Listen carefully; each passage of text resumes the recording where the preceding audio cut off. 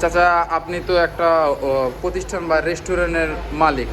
অবশেষে প্রধানমন্ত্রী শপথ গ্রহণ করলেন, জনাব তারেক রহমান তিনি প্রধানমন্ত্রী শপথ গ্রহণ করলেন। অবশ্যই বগুড়ার তিনি কৃতি সন্তান, আমাদের পাশেরই জেলায় বা গ্রামে তিনি জন্মগ্রহণ করেছিলেন। এটা আপনাদের জন্য গর্বের বিষয়, কেননা পাশের গ্রাম বা পাশের জেলায় আপনারা কি প্রত্যাশা করছেন? মানে অবশ্যই বিএনপি সরকার থেকে আপনারা কি চাচ্ছেন বা আপনাদের প্রত্যাশাটা কি ব্যবসায়ীদের? আমরা আশা করি তার কাছে ভালো করে দেশ চালাইবে, তার আশা মতো আমরা ব্যবসা করব ভালো, এবং দেশ ভালো চলবে, জনগণ তাকে ভালো করবে, আর আগামী দিনে সে আরও ভালো করার জন্য তার চেষ্টা করতে হবে। আপনি ব্যবসায়ী বলছেন, মানে তাদের যে এই সরকার গঠিত হলো বা মন্ত্রী পরিষদ গঠিত হলো, তারা সঠিকভাবে তারা যেন দেশটা পরিচালনা করে, এটা আপনাদের প্রত্যাশা।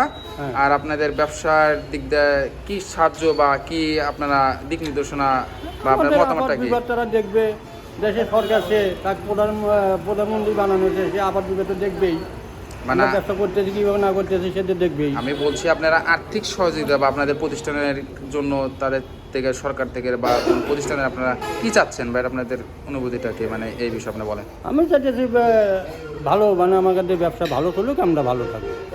আপনাদের আর্থিক কোনো সহযোগিতার প্রয়োজন নেই সরকার থেকে? সরকার যদি সহযোগিতা করে ভালো কথা, তার তো সহযোগিতার প্রয়োজন আছে আমাদের। ধন্যবাদ। তাকে তো যাতে ভোট দেবান আছে তাকে আমরা, এই জন্য আপনাদের সহযোগিতা প্রয়োজন ব্যবসার সহযোগিতা ক্ষেত্রে প্রয়োজন বা আছে প্রত্যেকটা ক্ষেত্রেই। হ্যাঁ, প্রত্যেকটা ধন্যবাদ, ক্ষেত্রেই। ধন্যবাদ আপনাকে।